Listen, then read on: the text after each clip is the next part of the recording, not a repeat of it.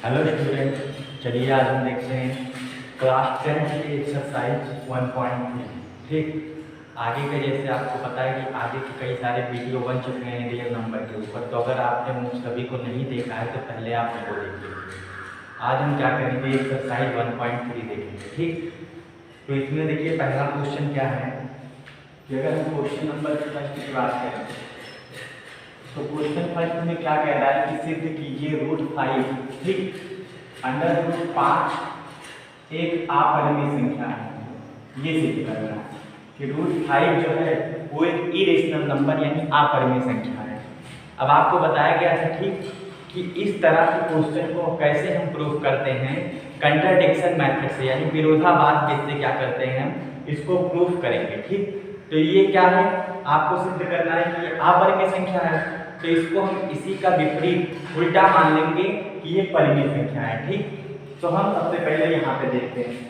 तो चलिए देखते हैं, तो हमने क्या माना, लेट √5 मान लेते हैं √5 एक परिमेय संख्या है। ठीक, इसी का उल्टा हम मान लेंगे कि √5 जो है एक परिमेय संख्या है। अब देखिए हमने मान लिया कि √5 एक परिमेय संख्या है। अब आपको बताया गया था परिमेय संख्या क्या होती है, कि परिमेय संख्या वह संख्या है जिसे p/q के रूप में लिखा जा सकता है और q ≠ 0 हो, और जितने भी p और q होने चाहिए वो पूर्णांक होने चाहिए। ठीक, तो अगर √5 एक परिमेय संख्या है तो इसको हम p/q के रूप में लिख सकते हैं। तो चलिए, तो यहाँ पे हमने क्या किया, √5 को लिखा जा सकता है किस रूप में, p/q के रूप में। ठीक, अब आपको एक चीज ये ध्यान रखना है कि यहाँ पर p और q, ठीक, p और q क्या है, इंटीजर तो हैं लेकिन उनका एचसीएफ जो होना चाहिए वो 1 के बराबर होना चाहिए। ठीक, या कह सकते हैं कि p और q यहाँ पर हमने को प्राइम नंबर लिया है। ठीक, तो आप यहाँ पे लिख सकते हैं कि p एंड q आर को प्राइम नंबर। ठीक, p एंड q आर को प्राइम नंबर, आप ये चीज यहाँ पर इतना बता सकते हैं। अब को प्राइम नंबर आपको बताया गया था कि जिन दो नंबर का एचसीएफ यानी मासा का 1 होता है उनको हम क्या कहते हैं, को प्राइम नंबर कहते हैं। ठीक, अब देखिए जैसे आपको पता है कि जैसे मान लेते हैं एक परिमेय संख्या हम बात करें 1/2। ठीक, एक परिमेय, अब इसी को हम किस रूप में लिख सकते हैं। ठीक, देखिए इसको अगर हम 5/10 क्या है, एक परिमेय संख्या है, इसका वैल्यू भी 1/2 होगा।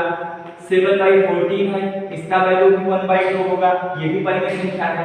या 8/16 है, ये भी परिमेय संख्या है, इसका वैल्यू भी 1/2 होगा। ठीक, तो ऐसे एक परिमेय संख्या को कई सारी परिमेय संख्याओं के रूप में लिखा जा सकता है। ठीक, इसीलिए हम क्या करते हैं, हम उसका सिंपलेस्ट फॉर्म लेते हैं। ठीक, ये सभी इक्विवेलेंट रेशनल नंबर है, तो हम क्या करेंगे, सिंपलेस्ट फॉर्म लेंगे, और जब भी सिंपलेस्ट फॉर्म लेंगे तो डिनोमिनेटर यानी हर न्यूमरेटर यानी अंश का जो एचसीएफ होना चाहिए वो 1 के बराबर होना चाहिए। तो ये ध्यान रखिए, हमने यहाँ पे ये इस तरीके से माना है। ठीक, अब क्या करिए, इस q का तिरछा गुणा कर दीजिए, क्रॉस मल्टीप्लाई कर लीजिए, तो यहाँ से हमको p बराबर मिल जाएगा स्क्वायर रूट के अंदर 5q। ठीक, p बराबर हमको इतना मिल जाएगा, इसको इक्वेशन नंबर फर्स्ट मान लेते हैं। ठीक, फिर उसके बाद स्क्वायरिंग ऑन बोथ साइड यानी दोनों पक्षों का वर्ग कर देते हैं। Squaring on both side, squaring on both side यानी दोनों पक्षों का वर्ग कर देते हैं। तो देखिए दोनों पक्षों का वर्ग करेंगे तो किस तरीके से हमको मिलेगा, ये हो जाएगा p² बराबर √5 का स्क्वायर करेंगे तो 5, और ये हो जाएगा q²। ठीक, ये इतना हो गया। अगर हम यहाँ से q² की वैल्यू निकालें तो q² हो जाएगा p² 5। ठीक, अब देखिए यहीं से आपको समझना है, ठीक, कि आप एक थ्योरम 1.3 याद करिए। थ्योरम 1.3 क्या कहता है कि यदि कोई प्राइम नंबर p, ठीक, कोई प्राइम नंबर p यानी अभाज्य संख्या p a² को विभाजित करता है, ठीक, तो p जो होगा वो a को भी विभाजित करेगा। ठीक, a को भी विभाजित करेगा। जैसे समझिए कि यहाँ पर क्या है, 5 अभाज्य संख्या है, तो यही प्रमेय यहाँ पर लागू करेंगे। देखिए जैसे मान लेते हैं एक अभाज्य संख्या 5 है। ठीक, और ये क्या कर रहा है, 5 का वर्ग बताइए कितना होगा, 5 का वर्ग होगा 25। अगर 5 25 को विभाजित करता है, ठीक, तो क्या 5 को भी विभाजित करेगा, तो आंसर है हाँ, ठीक। इसका मतलब यही है कि अगर कोई प्राइम नंबर p किसी धनात्मक पूर्णांक के वर्ग को विभाजित करता है तो यही नंबर उस नंबर को भी विभाजित करेगा, ठीक। ये चीज आप समझ सकते हैं। तो यहां पर आप क्या लिखेंगे कि चूंकि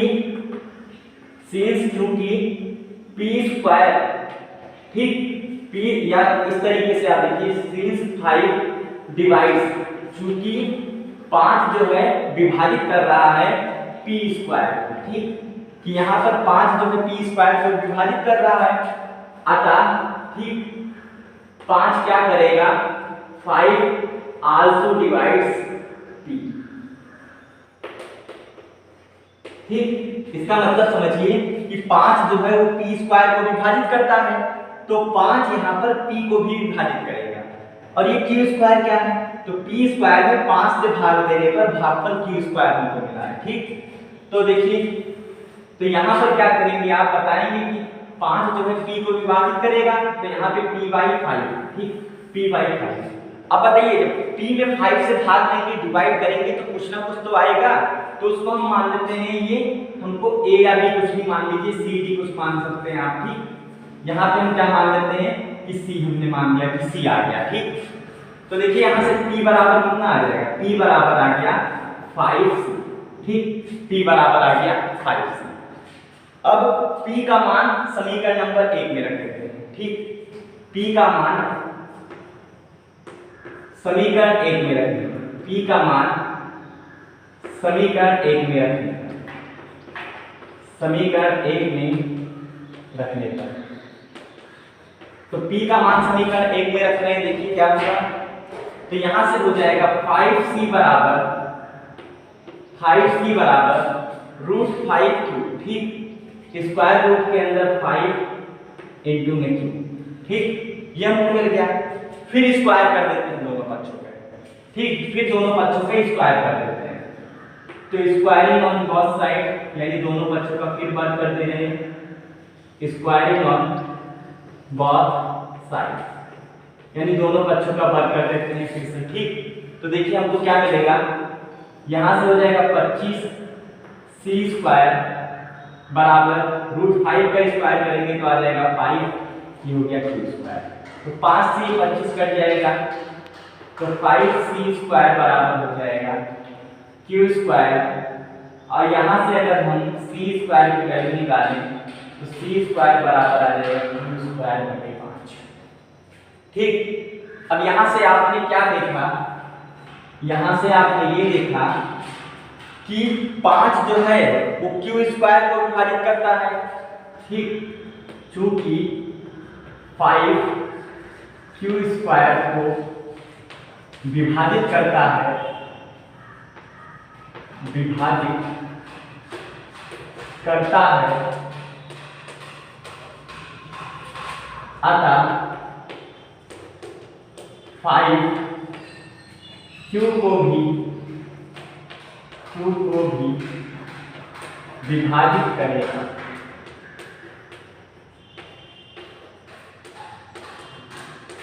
5q को भी विभाजित करेगा। अब देखिए, अब यहाँ पे अगर q को विभाजित करेगा 5, तो q में 5 से भाग देने पे भागफल कुछ तो आना चाहिए, तो जब q में हम 5 से भाग देंगे तो भागफल मान लेते हैं d आ जाएगा, तो q बराबर यहाँ पे क्या हो जाएगा 5, ठीक, q बराबर 5। अब यहाँ पे देखिए, इसको आप इक्वेशन मान लीजिए सेकेंड, ठीक, इसको इक्वेशन मान लीजिए थर्ड। अब आगे देखिए इसमें करना है,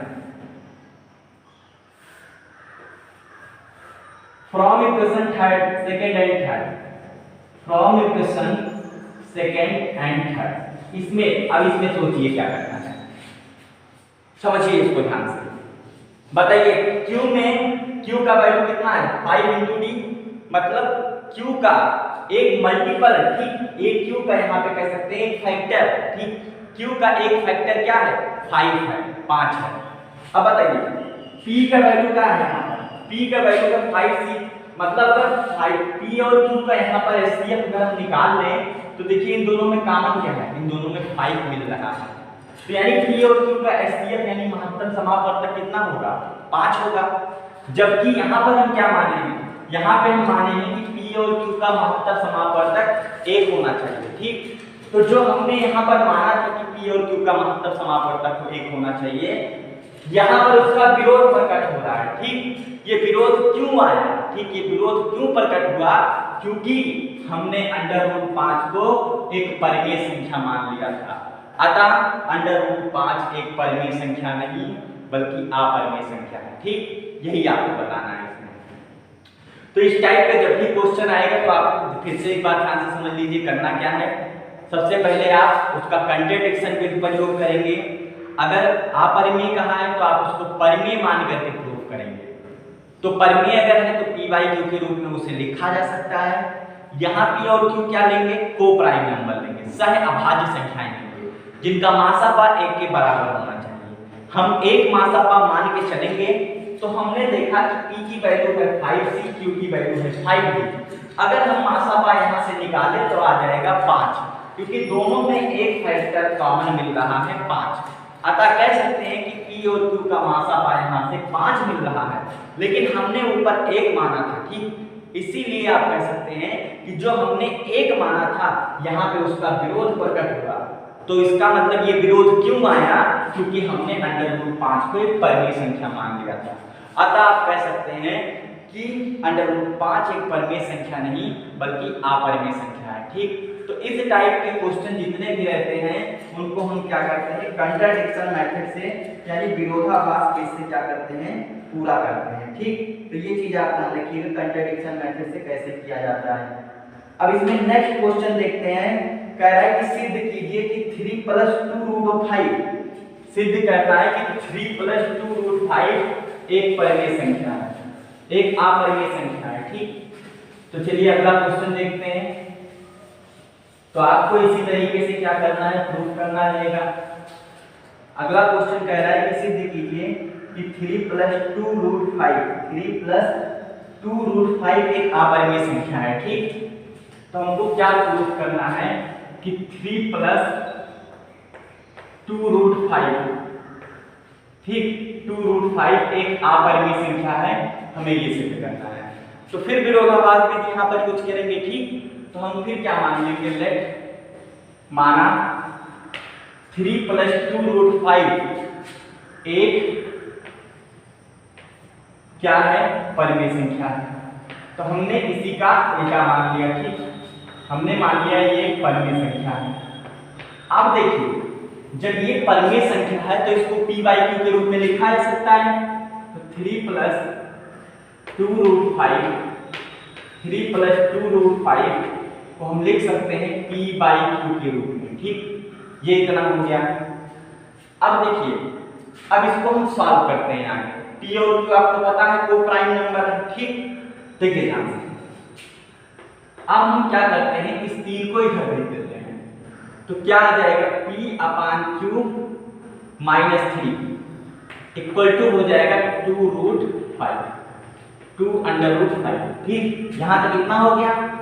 फिर क्या करते हैं, अब देखिए आगे क्या आपको समझना है कि इधर क्या है, P/Q एक परिमेय संख्या है, ठीक, और 3 भी एक परिमेय संख्या है। तो क्लास 8th में आप लोग पढ़ चुके हैं दो परिमेय संख्याओं का अंतर एक परिमेय संख्या होता है, ठीक। देखिए इस पे अंडर रूट कहीं नहीं लगा है, दो परिमेय संख्याओं का अंतर एक परिमेय संख्या होता है, इधर एक परिमेय संख्या लिखा हुआ है, ठीक। अब आगे देखिए अगर हम क्या करें, दोनों पक्षों में 2 से भाग कर दिया जाए, ठीक, तो भी हमको एक परिमेय संख्या ही प्राप्त होगा, ठीक। तो दोनों पक्षों में 2 से भाग कर देते हैं। तो देखिए क्या हो जाएगा, 1/2, ठीक, ये हो जाएगा P/Q - 3 बराबर आ जाएगा √5, ठीक। ध्यान से समझिए 1/2 क्या है, परिमेय संख्या, P/Q क्या है, परिमेय संख्या है, 3 भी एक परिमेय संख्या है, ठीक। तो आप कह सकते हैं कि इधर वाली साइड पूरी परिमेय संख्या है, ठीक। तो अब ध्यान से सोचिए अगर दो चीज बराबर लिखे हुए हैं तो अगर ये परिमेय संख्या है तो ये भी तो परिमेय संख्या होना चाहिए। लेकिन हमें क्या पता है, हमें पता है √5 एक अपरिमेय संख्या है, ठीक, अपरिमेय संख्या है। तो यहाँ पे देखिए क्या है, लेफ्ट हैंड साइड में, ठीक, अगर हम बात करें ये लिखा हुआ है लेफ्ट हैंड साइड, और लेफ्ट हैंड साइड में क्या है, लेफ्ट हैंड साइड में है रेशनल नंबर, ठीक, यानी लेफ्ट हैंड साइड में परिमेय संख्या है, ठीक। और ये क्या है, ये है RHS, ठीक, RHS, और RHS में क्या लिखा हुआ है, ये एक इरेशनल नंबर है, ठीक, ये इरेशनल नंबर है, एक अपरिमेय संख्या है। अब बताइए, एक परिमेय संख्या और एक अपरिमेय संख्या कभी बराबर नहीं हो सकते। ये बराबर क्यों हुआ, ठीक, ये विरोध यहाँ पे प्रकट हो रहा है, ठीक, ये बराबर क्यों हुआ, क्योंकि हमने इस पूरी राशि को क्या मान लिया था, परिमेय मान लिया था। हमने ये गलती क्यों आई, क्योंकि हमने क्या किया था, इस पूरी राशि को परिमेय मान लिया था। इसका मतलब क्या है, इसका मतलब ये चीज परिमेय नहीं है। अगर 3 + 2√5 परिमेय नहीं है तो क्या होगा, एक अपरिमेय संख्या होगा, ठीक। तो आप लिख सकते हैं कि बता सकते हैं कि हेंस अतः 3 + 2√5 इज एन इरेशनल नंबर, ठीक, यानी ये क्या है, एक इरेशनल नंबर, ठीक। ये देखिए किताबों में आपको इस तरीके से, आप इस तरीके से बता सकते हैं। एक और तरीका भी दिया रहता है, ठीक, कि जैसे क्या बताता है, ध्यान से समझिएगा। लेफ्ट हैंड साइड में क्या है, परिमेय संख्या है, तो √5 भी एक परिमेय संख्या होना चाहिए, ठीक। लेकिन हमें पता है √5 एक अपरिमेय संख्या होता है, ठीक। ये विरोध क्यों प्रकट हुआ, क्योंकि हमने इसको परिमेय मान लिया था, अतः ये परिमेय नहीं है, क्या है, अपरिमेय संख्या है, ठीक। तो ये चीज ध्यान रखिएगा। आगे हम नेक्स्ट क्वेश्चन देखते हैं, अगला एक्सरसाइज में क्या कह रहा है। इसमें आगे कहा है कि सिद्ध कीजिए कि 1/√2 एक अपरिमेय संख्या है, ठीक। प्रूव दैट 1/√2 इज एक इरेशनल नंबर, ठीक। सिद्ध करना है हमें कि 1/√2 जो है वो एक अपरिमेय संख्या है। तो चलिए प्रूव करते हैं कि 1/√2 एक अपरिमेय संख्या है। तो फिर इसी का उल्टा कंट्राडिक्शन, इसको विरोधाभास भी कहते हैं, ठीक।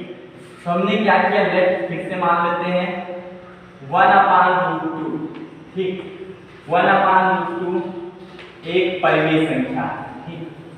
हम इसको क्या मान लेते हैं, 1/√2 एक परिमेय संख्या है, ठीक। हमने क्या मान लिया, 1/√2 एक परिमेय संख्या है। तो अगर ये परिमेय संख्या है तो इसको P5 के रूप में लिख सकते हैं। तो 1/√2 को हम किस रूप में लिख सकते हैं, P/2 के रूप में लिख सकते हैं, ठीक। अब देखिए इसमें, तो यहाँ पे देखिए आगे करते क्या है हम, यहाँ से अगर आपको पता है 1/√2 है, तो अगर ऊपर नीचे हम √2 × √2 का गुणा कर दें तो मान में कुछ फर्क नहीं पड़ने वाला है, बराबर क्या हो जाएगा, P/2, ठीक। अब देखिए यहाँ पे √2 का मल्टीप्लाई 1 में हुआ तो हो गया √2, और यहाँ पे 2 √2 का मल्टीप्लाई कितना हो जाएगा, 2, बराबर क्या हो जाएगा, P/2, ठीक। देखिए इधर परिमेय संख्या है, ऊपर अपरिमेय संख्या है √2, नीचे एक 2 जो है एक परिमेय संख्या है। तो परिमेय वालों को एक साइड और अपरिमेय वालों को एक साइड आप रखिएगा, तो 2 का गुणा इधर कर लेते हैं, ठीक। तो यहाँ पे देखिए आपको क्या मिलेगा, तिरछा गुणा कर रहे हैं यहाँ पे, तो ये हो जाएगा 2P/3 बराबर आ जाएगा √2, ठीक, इतना। अब देखिए ये है क्या, यहाँ पे जो आपको दिखाई दे रहा है ये लेफ्ट हैंड साइड है, ठीक। तो लेफ्ट हैंड साइड में क्या लिखा हुआ है, ये परिमेय संख्या है, रेशनल नंबर यानी परिमेय संख्या है, ठीक। और यहाँ पे ये जो RHS में क्या है, ये एक इरेशनल नंबर है, ठीक, ये एक इरेशनल नंबर है, ये एक अपरिमेय संख्या है। अब बताइए यहाँ पे हुआ क्या, एक परिमेय संख्या एक अपरिमेय संख्या के बराबर आ गई। ये गलती क्यों हुआ, ये गलती इसीलिए हुआ क्योंकि हमने 1/√2 को क्या माना था, परिमेय संख्या माना था, इसीलिए 1/√2 परिमेय नहीं है, तो है क्या, अपरिमेय। ठीक, हेंस आप ये लिख लीजिएगा, ठीक, ये लिख नहीं रहे हैं कि लेफ्ट हैंड साइड में एक परिमेय है जबकि इधर एक अपरिमेय है। एक परिमेय संख्या अपरिमेय संख्या के बराबर नहीं हो सकता, जो हमने माना था, ठीक, उसका विरोध प्रकट हो रहा है, ये चीज ध्यान रखिएगा। ठीक, हेंस अतः 1/√2 इज एन इरेशनल नंबर। ठीक, यानी एक क्या है, अपरिमेय संख्या। ठीक, एक अपरिमेय संख्या। 1/√2 क्या है, एक अपरिमेय संख्या है। ठीक, चलिए एक आध क्वेश्चन और देख लेते हैं। कहा है इसमें 6+√2 दिखाना है। ठीक, 6+√2।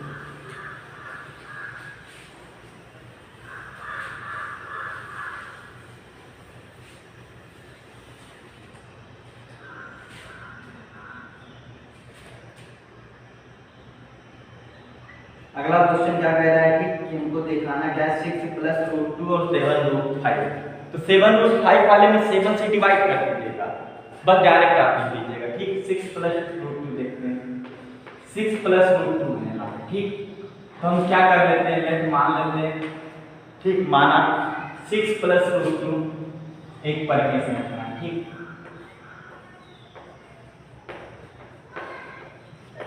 एक परिमेय संख्या है।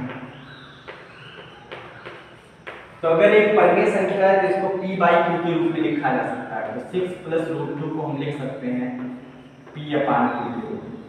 ठीक, अब परिमेय को एक साथ कर लीजिए, अपरिमेय को एक साथ कर लीजिए। तो 6 को इधर भेज देते हैं, तो कितना हो जाएगा, p/q -2 बराबर √2। ठीक, तो ये है क्या, लेफ्ट हैंड साइड।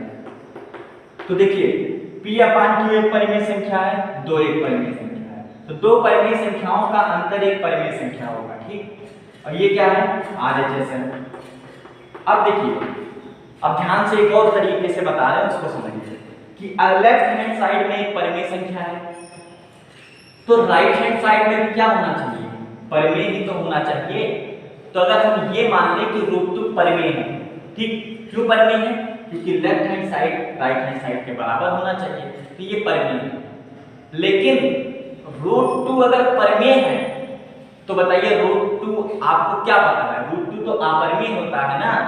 ठीक, तो वो कथन असत्य हो जाएगा जो आपने पहले सिद्ध किया हुआ है कि √2 एक अपरिमेय संख्या है। ठीक, इसीलिए यहाँ पे क्या है, एक विरोध प्रकट हो रहा है। ठीक, ऐसे समझिए कि कभी भी परिमेय संख्या अपरिमेय के बराबर नहीं हो सकता। यहाँ एक गलती आ रही है, विरोध प्रकट हो रहा है। ये विरोध क्यों उत्पन्न हुआ, क्योंकि आपने इसको परिमेय माना। अब जो यहाँ पे बोला जा रहा है उसी को नीचे ऐसे लिखना है। ठीक, लेकिन यहाँ पे लिखा नहीं जा रहा है। ठीक, तो यहाँ पे आपको क्या लिखाना है कि लेफ्ट हैंड साइड में है रेशनल नंबर। ठीक, रेशनल नंबर, और राइट हैंड साइड में है इरेशनल नंबर। ठीक, इरेशनल नंबर अतः आप कह सकते हैं, ठीक, अतः 6+√2 क्या है, वो एक इरेशनल है। ठीक, ये एक अपरिमेय है। तो ठीक है, तो यहाँ तक हो गया। चलिए आगे हम देखेंगे अब नेक्स्ट वीडियो में, अगले दिन एक्सरसाइज अगले बार के बारे में। तो तब तक बाय बाय, टेक केयर।